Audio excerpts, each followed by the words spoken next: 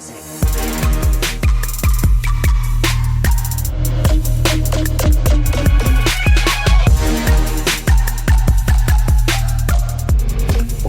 All right, I want to welcome everyone back to another rousing episode of Sim-portant Conversations at SDState. You will recall during our previous episode, we had interacted and interviewed a number of our interprofessional partners working within some of the other colleges here at SDState. We talked to them about their experience with simulation within their programming and learned more about what it was that they've been able to accomplish with this teaching modality so far. This episode, we have our same panelists again, and we're going to now be talking more exclusively about where they see simulation within their programs when looking into the future, and talking about how we can further integrate these strategies within the curriculum. All right, so I want to remind everyone of the interprofessional panelists that we have with us today. As you recall, these, of course, will be the same people that we had met during our last episode, but just to reorient everyone and remind everyone of who we're speaking with from our different colleges today. So as usual, we, of course, have Dr. Alyssa Zweifel, as well as Takara Schomberg, both from the College of Nursing. In addition to Alyssa and Takara, we also have Dr. Brandi Pravecek, also from the College of Nursing. And then in addition to those three individuals, we also have Mike Twedt from the College of Engineering, Kayla Salonen from Respiratory Care, and then finally we have Dr. Brittney Meyer from the College of Pharmacy and Allied Health. So, where do we see simulation at our sites going into the future? We've talked about kind of how that evolution has looked like and how it's changed, but then thinking ahead into what do we envision for our sites and our programming as we look ahead. And so I'll just open it up for just a general discussion. And again, it'll be interesting to see how our aspirations maybe look different between the sites and our programs. So I'll go ahead and open it up. So Patrick, you mentioned just all the varied scenarios that you can incorporate in simulation. So I'll kind of touch on that. The fact that, it can be major life or death situations, but it could be as simple as educating a patient on their medication. And that's in many different settings and many different healthcare professionals utilizing those medications. So actually, Alyssa is leading the charge in setting up a standardized patient program. And that would partnering with the theater department to train students to be able to fill that standardized patient role. Because we know that when faculty are pretending to be patients, it's much more difficult to take it seriously, or you're more nervous than you normally would be. And so taking, the faculty role only as evaluating and assessing the encounter, and then having a standardized patient be in that patient role to role play with a script and stay, standardized essentially, so that all students get the same experience. But that's kind of next steps I'm looking forward to. And I don't know if Alyssa wants to expand on that, but that's something she's currently spearheading. Yeah, and Brittney, that's a good point. We'll probably want to have our own episode about the ASPE standards and standardized patient program. But yes, definitely a great opportunity to collaborate with another discipline outside of healthcare, that theater department. And it's kind of that three-way discipline collaboration. We're going to start our pilot program and some training this fall. So definitely an exciting opportunity, and we'd love to share more about it on a different episode. I think with the NP role, or really looking at that graduate student, there's certainly in a rural state such as we live in, and even beyond in this area, our students are really the ones going out into these underserved areas where access to care is a barrier and a challenge. So for me, when I think about future directions, I really think about like the focus really being more so even than we do now in the rural area, but even just on specific populations within those underserved areas, knowing that our students are really going to be the ones that are serving in that healthcare provider capacity. So, what does that look like when you're the only provider in a, rural facility in a town of a very small population, and, your closest tertiary care center is 200, 300 miles away? What does that look like? So giving our students opportunity to serve in those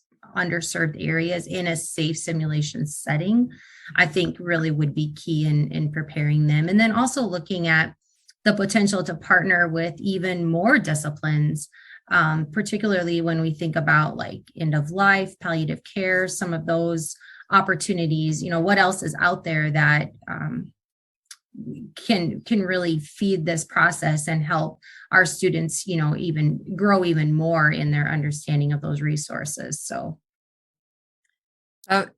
you segue right into what I wanted to talk about, Brandi.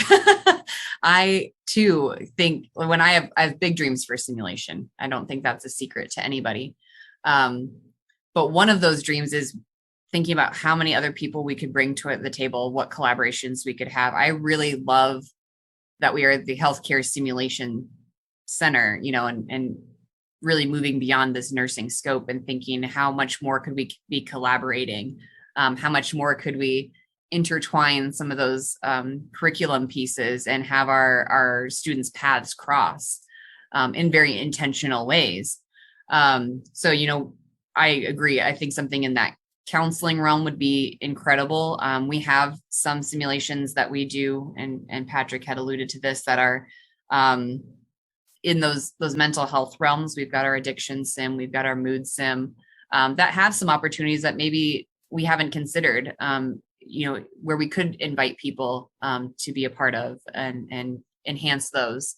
I also have talked about, I think in a previous podcast, that I would really like to see us continue to develop and consider what we're doing in terms of diversity in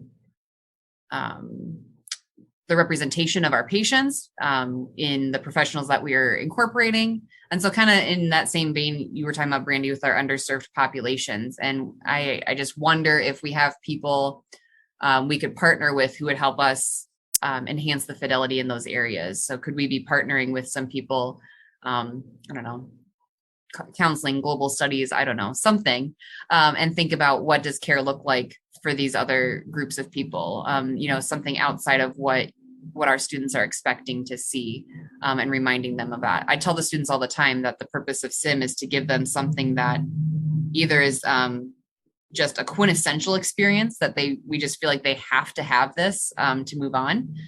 Something that's just too risky to give them in the hospital setting. Like, if they have we keep talking about the code, there's this mega code. We can't be like, no, hospital people, let's let all the students run it. Like, that's not, ethical for us. But the other thing is things that we feel like we can't guarantee they'll get exposed to when they're there. So something like encountering someone who speaks a different language than them, and they don't have the interpreter immediately available. How do you initiate that care? Or how do you incorporate these different team members into that care when we have to always be running it through the interpretation services? I think that that telehealth piece will open us up in a huge way too. And so I'm really excited to continue to explore and expand what we can do with that. Yeah, I think Patrick brought up a good point that a lot of times when people hear simulation and they're not directly involved with it, they instantly think of, mega code, and I had talked about before how a lot of students just have this preconceived notion that they're going to come in and they want to be doing compressions, they want to be doing this and that. And Brittney brought in a good point of learning soft skills. Anytime where any healthcare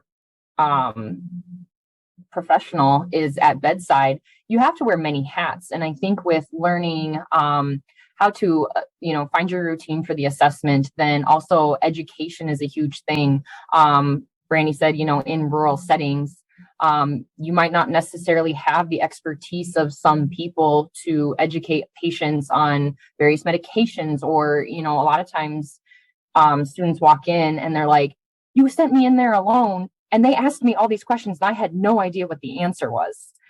So with simulation, then they can learn, as nursing students are asking these questions, as pharmacy students are asking these questions, and NP students are asking these questions.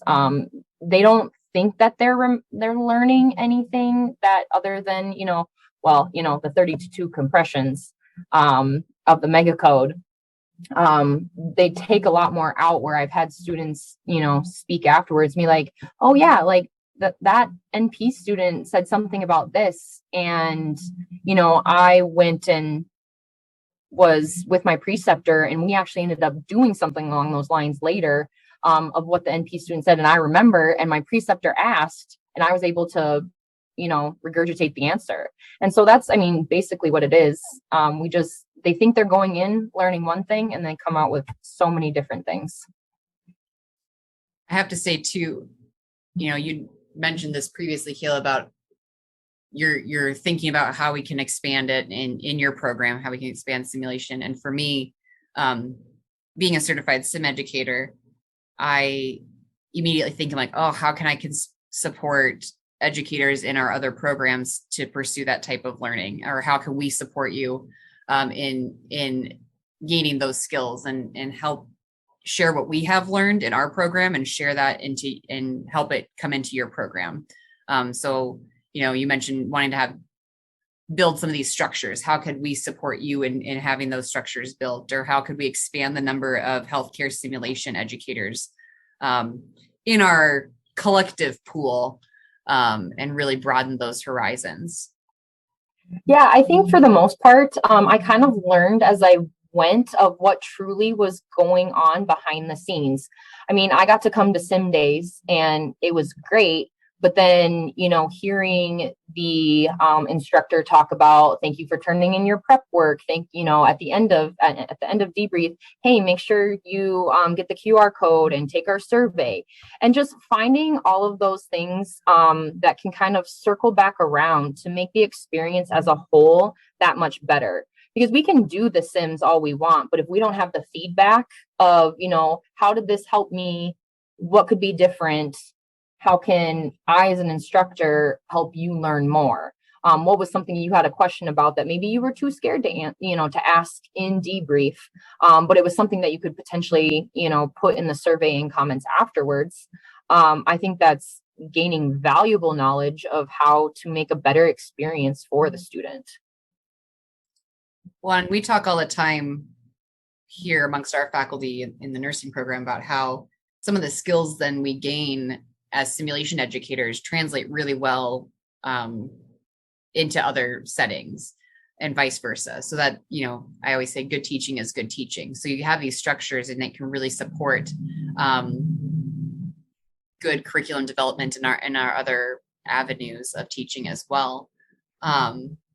As you said, like as you're learning, and I think as we can learn together as educators about, best practices in simulation and put that in, I think that also gives us that kind of a common language that we can then use with our students. And so they can feel like they're getting it really adds to their experience when we bring them together, because it creates this familiar framework for them. They have this same context or a similar context, and it helps us plan together too, or create simulations together because we have that shared framework.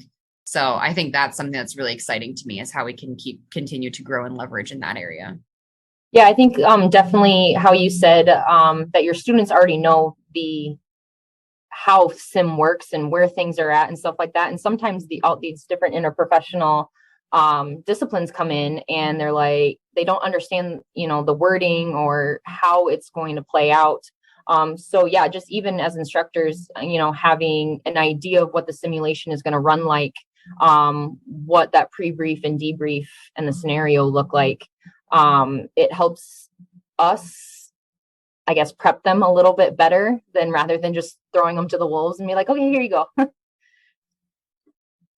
I think it's so great that your students consistently are then there in debrief. That really, so much of the heavy lifting of learning happens there. So we do have a few opportunities, I think, still to grow in that as well, that when we have our partners join us, our interprofessional partners join us, that we really are being very intentional about what that debrief looks like. So everyone gets the best learning possible, and that our students understand that that's so important, that, don't buzz off to lunch.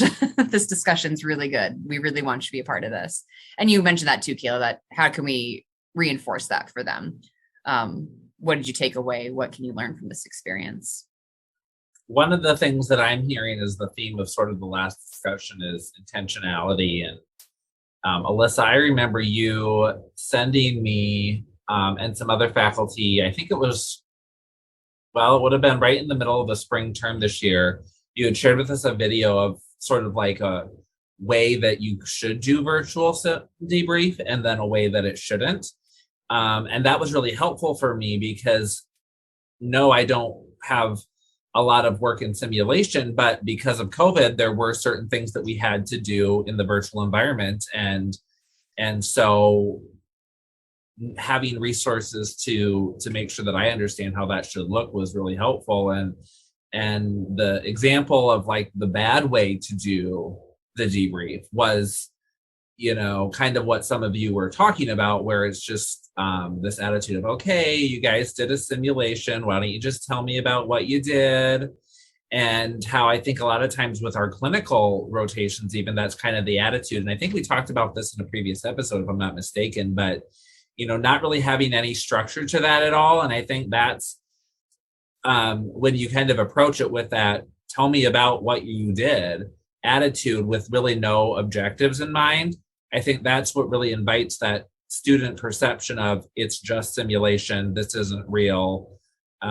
This isn't as important as a real patient, for instance. And so just having, like you said, making sure that we collect that feedback, making sure that the students understand that they did learn something today, and having them articulate what those things are, I think helps support them and understanding that it's a good use of their time and will help them to be a better, for our purposes, nurse or whatever type of practitioner they're training to be.